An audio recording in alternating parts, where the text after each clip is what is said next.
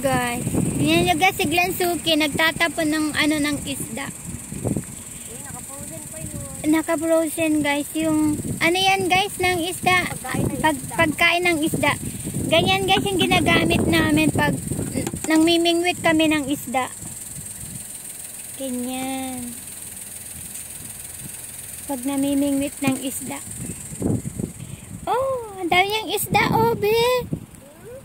Marami na isda. Marami kumain? Ang daming kumain? Bahan yan sa ilalim.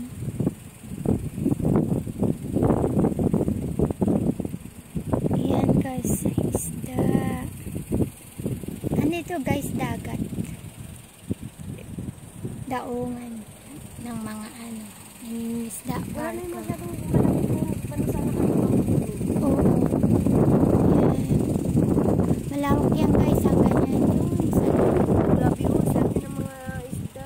yan guys, oh, sa baba marami guys, isda maliliit lang. Saan nakita mo? Yan oh, sa ilalim naman. Siyempre malalim naman yan.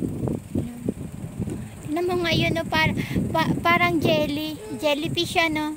Ugilaw po kasi siya. Parang jellyfish. Yan guys, dagat. Inaanig papunta na Yung asari. Asari ang tawag nila dyan guys. Dyan sa pagkain ng isda. Asari ang